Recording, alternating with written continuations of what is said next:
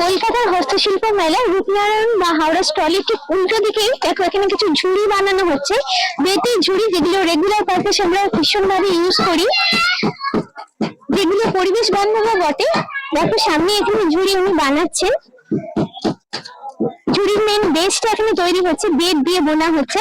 আচ্ছা, এই যে বিভিন্ন রকমের ঝুড়ি দেখছি, এগুলো কিরকম দাম আছে? যেমন ধরুন এইটা, হ্যাঁ 100 টাকা। আচ্ছা, 100 টাকা তোমরা এই ধরনের ঝুড়িগুলো পাচ্ছ, যেগুলো আমাদের রান্নাঘরের বিভিন্ন জিনিসপত্র লাগতে কাজে লাগে। আচ্ছা, তারপরে আছে ঢাকা দেওয়া ঝুড়ি, এগুলো কিন্তু ভীষণ ইউজফুল হয়। এগুলো হচ্ছে 150 টাকা। দেখো হ্যান্ডেল আছে, ঢাকা আছে, এইগুলো বিভিন্ন জিনিস রাখতে আমাদের কাজে লাগে আর কি। আর আরেকটা জিনিস দেখো, ফুল তোলার ঝুড়ি, ঠাকুরের পুজোর জন্য যে ফুলের সাজি যেটাকে আমরা বলি, সেটাও এখানে পাচ্ছ। দেখো এরকম বেতের বোনা এবং হ্যান্ডেল আছে। এটার কি দাম আছে দিদি?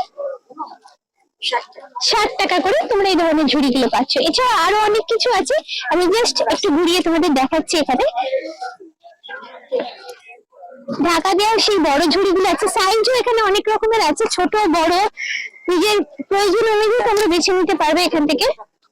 এটা 200 টাকা আছে, পুরো ঢাকাটা কভার মানে খোলা যায় আর কি। এই যে এইভাবে জিনিসটা হয়।